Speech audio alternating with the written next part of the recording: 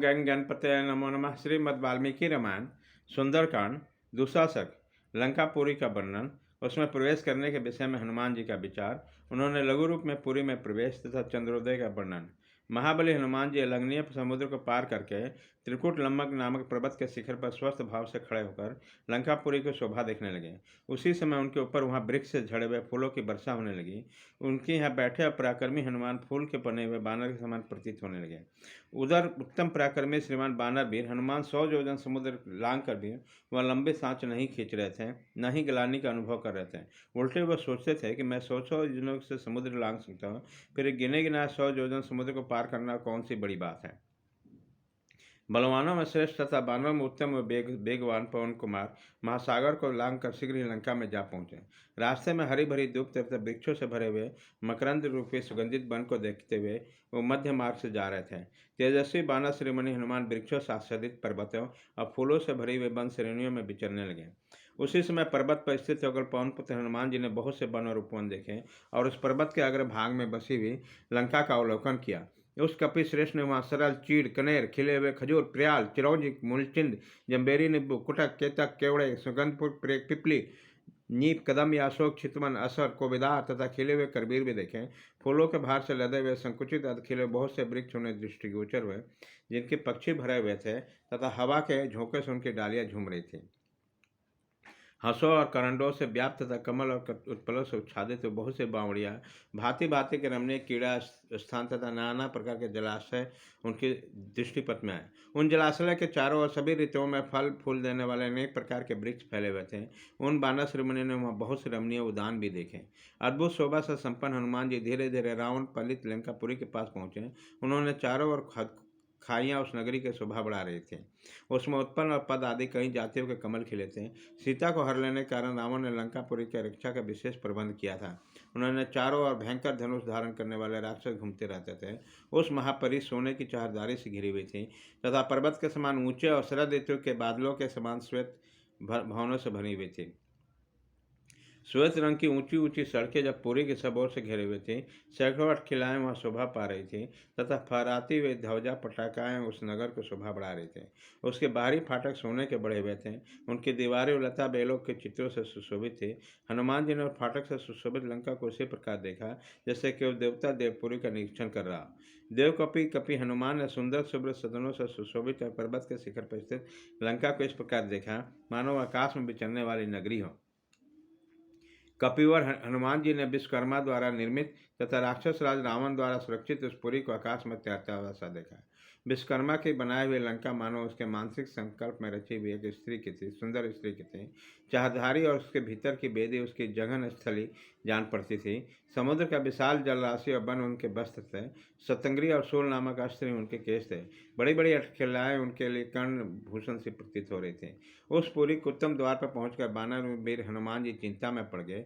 वह द्वार कैलाश पर्वत पर बची हुई अलकापुरी के बहिर्द्वार के समान ऊंचा था और आकाश में रेखा सा खींचता जान पड़ता था।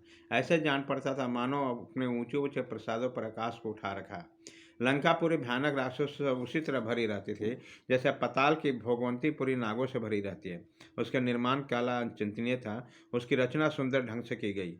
यह हनुमान जी को स्पष्ट दिखाई देता था। पूर्व काल में साक्षात कुबेर वहाँ निवास करते थे। हाथ में शूल और पट्टिस लिए बड़ी बड़ी दाढ़ों वाला बहुत से सुरवीर घोर राक्षस लंकापुरी को उसी प्रकार रक्षा करते थे जैसे विषधर सर्प अपनी पुरी को करते हैं।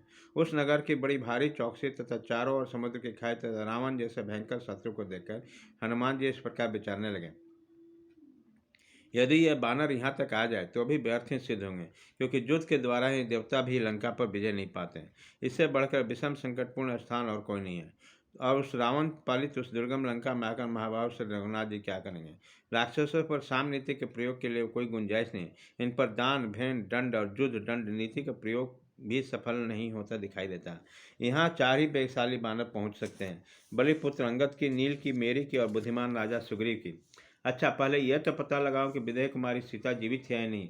जनक किशोरी का दर्शन करने के पश्चात ही मैं इस विषय में कोई विचार करूंगा। तदंतर उस पर्वत शिखर पर खड़े हुए काफी श्रेष्ठ हनुमान जी श्री रामचंद्र जी का बुद्धि के लिए सीता जी के पता लगाने के उपाय 2 घड़ी तक विचार करते रहे। उन्होंने कहा, मैं इस रूप में राक्षसों के इस नगरी में प्रवेश नहीं कर सकता, क्योंकि बहुत से क्रूर और बलवान राक्षस की रक्षा करें। जानकी की खोज करते समय मुझे अपने को छिपाने के लिए यहाँ के सभी महातेजस्वी और महापराक्रमी बलवान राक्षसों से आंखें बचानी होगी। अतः मुझे रात्रि के समय ही नगर में प्रवेश करना चाहिए।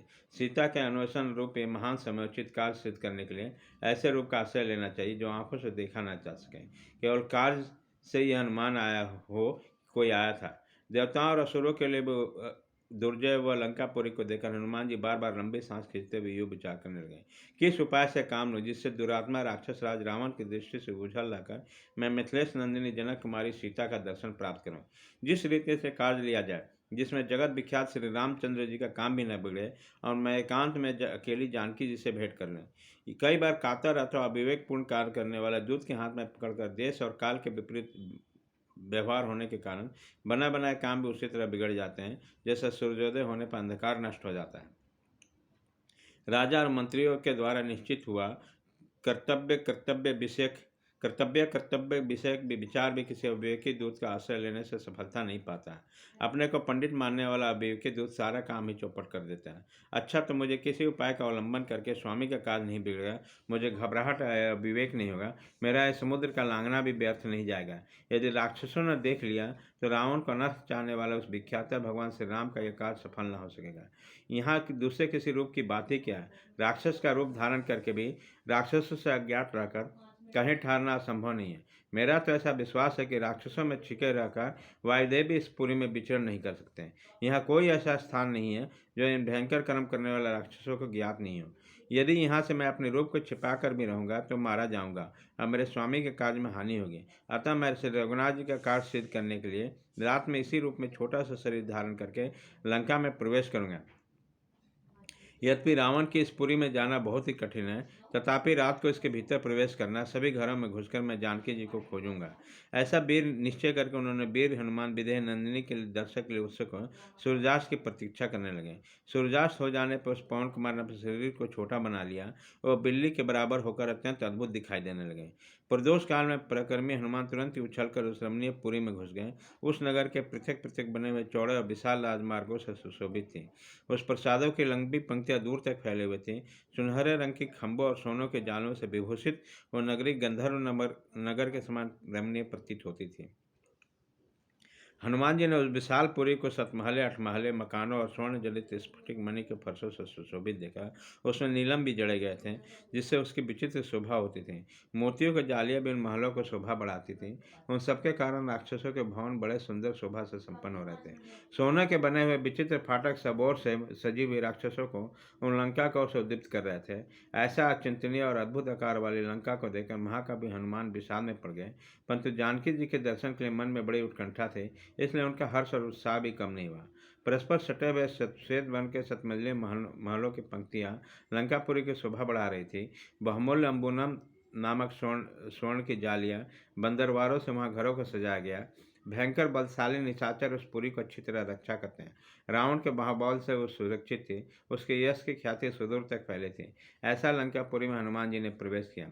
उसी समय तारागणों के साथ उसके बीच में विराजमान अनेक सहस्रों किरणों वाले चंद्रदेव भी हनुमान जी की सहायता करते हुए समस्त लोकों पर अपनी चांदनी का चंदुआ सा तान कर उदित हो गए।